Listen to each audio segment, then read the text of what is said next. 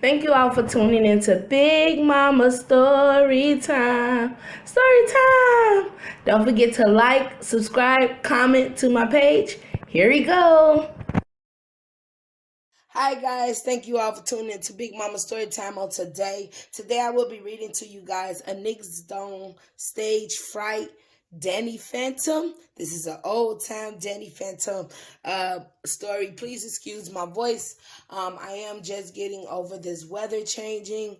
Guys, that's why I'm probably lacking on a couple of days of videos. But I'm trying to get this back out to you guys. But please just excuse my voice. Let's get started into the book.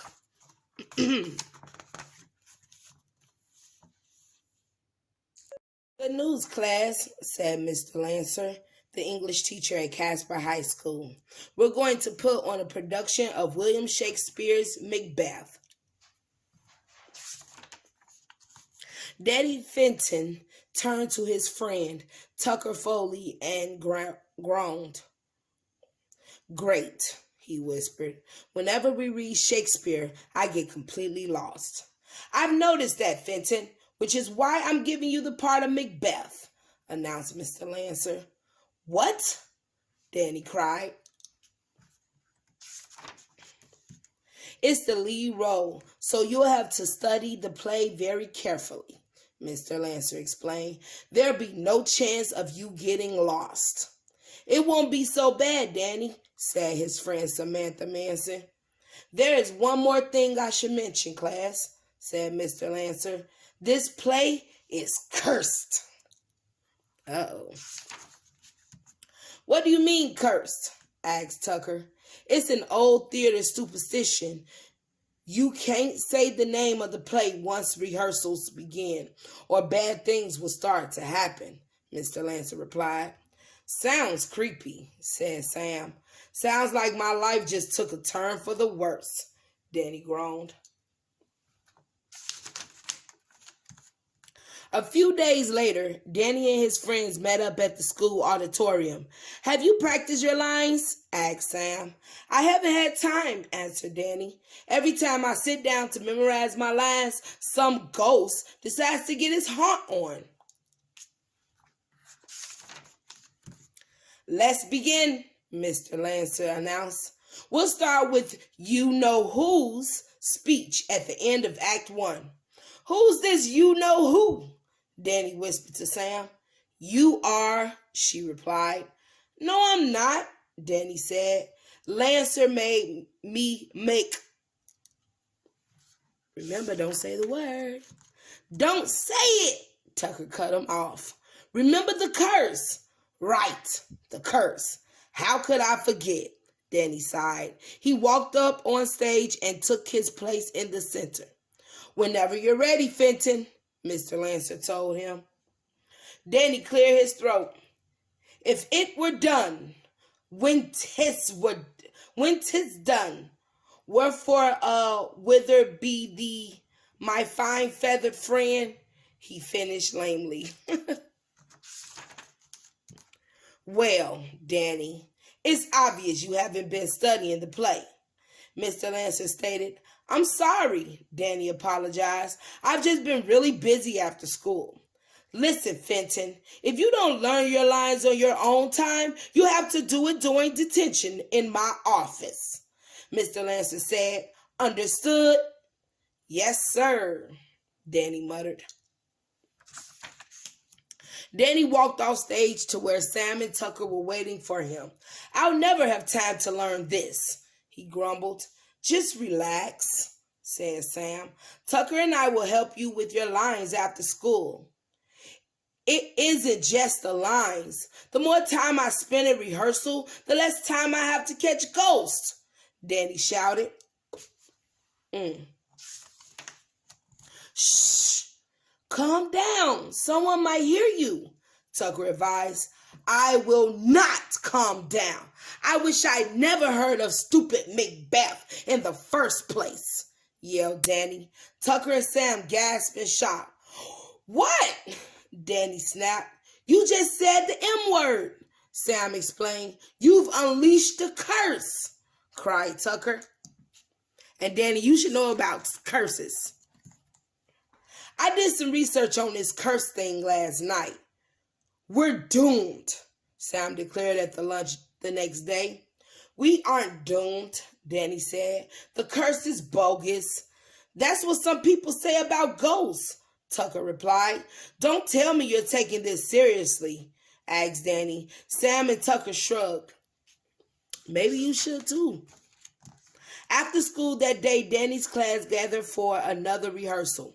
While a group of students worked on the set, Sam practiced one of her scenes as a witch. Scale of a dragon, tooth of wolf, Sam began. But she stopped suddenly when a bucket of paint fell from a ladder and spilled all over Danny. Are you okay, Danny? Asked Sam, trying not to laugh. Just peachy, Danny spluttered. That was totally bizarre, Sam said. I mean, there was no one near that can of paint. It's the curse, exclaimed Tucker. It is not, Danny insisted. Well, how do you explain it then? Tucker challenged. It's just another humiliating event in my high school career, Danny replied. Okay, Danny. The next week, another strange thing happened at play rehearsal.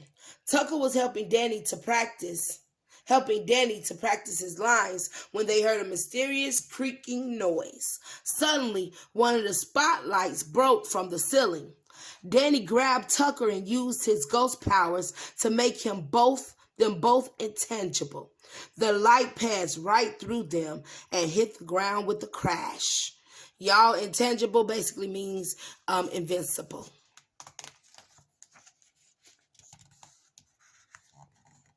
Mr. Lancer ran backstage. Is everyone all right? He asked. Yes, Danny answered quickly. Nothing to see here. We'll just go back to running lines. After Mr. Lancer left, Tucker opened his mouth to speak. Not a word. Danny cut him off. There is no curse. Okay, Danny. He's very adamant about no curse, y'all. Chapter 4. When the hurly-burly's done. On opening night, a few weeks later, Danny, Sam, and Tucker met backstage. I can't wait until this is over, Danny said. I'm completely fried. I've been up every night for weeks memorizing lines. We know we were there, Tucker reminded him. They look tired of him. Or tired, period. I know, Danny replied. You two are the reason I'm a lean, mean Shakespeare machine. Thanks, guys. No problem, Tucker answered. I've got good news, Sam said. According to the internet, when the play ends, we'll finally be free of the curse. For the last time, there is no curse, Danny shouted. He is dead on set. You have to admit that some weird things have been happening around here, Sam persisted. Like that day when all the props disappeared. Or the time the witch's cauldron exploded, added Tucker. Or the day the curtain attacked you, Sam finished. Could be a ghost. He said he'd been fighting a lot of them. Look, guys, it isn't a... Danny stopped, short as a puff of ghost breath escaped his lips. That only happens when there's a ghost nearby, he thought. That's it, Danny exclaimed. It isn't a curse, but it is a ghost. He quickly transformed to use his ghost powers to investigate. Go ahead, Danny, find that ghost. Just then, a heavy piece of scenery began to wobble. Danny, behind you! Sam cried. As the set piece began to tip over, Danny flew over and braced himself against it. He used all of his strength to push it back into place. That was a close one, Tucker exclaimed. Not nearly close enough, hissed a mysterious voice. Uh-oh. Let's see who that mysterious voice is. A stately ghost floated out from behind the scenery. "Allow me to introduce myself," he said. "I am Sir Milton Hamelot, the true star of this play." "So you're responsible for all those weird accidents," Danny accused the ghost. "Precisely," Sir Hamelot confirmed. "But why?" asked Danny. "Why, you ask? I am an actor, sir," Hamlet intoned. "I know that must be difficult for a cut-rate thespian such as yourself to understand." "What did he call me?" Danny whispered to Tucker.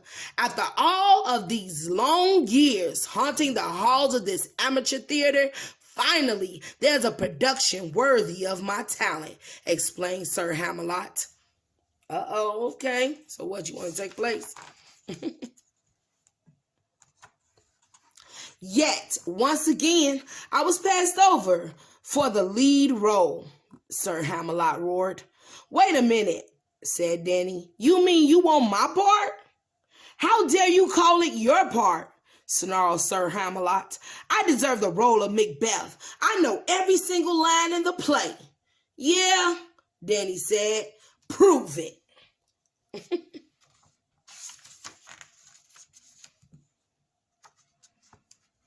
"Nath, dost thou challenge me to a duel of words?" asked Sir Hamelot.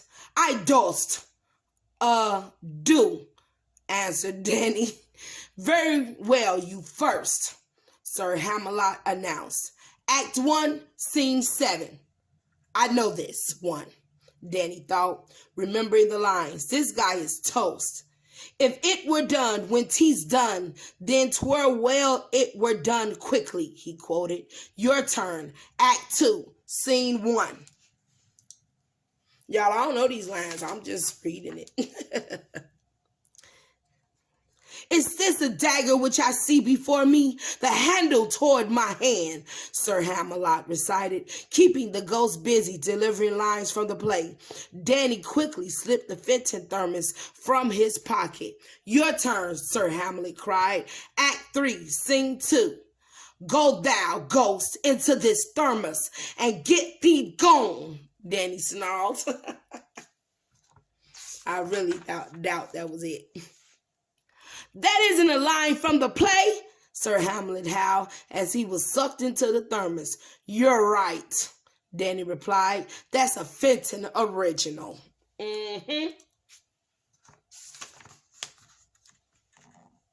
Danny transformed back into his human self. "Well, I guess we all learned an important lesson here tonight," he said. "Beware of theater ghosts," Tucker asked. "Always study your lines," Sam suggested. "Nobody upstages Danny Fenton," answered Danny. Mr. Lancer ran backstage to check on his cast. "Places, everyone. We're on in 5 minutes," he announced. "And Fenton, you better know your lines." "Fear thee not, Mr. Lancer," Danny said. "I am an actor. I know it, every single one." I know that's right, Danny.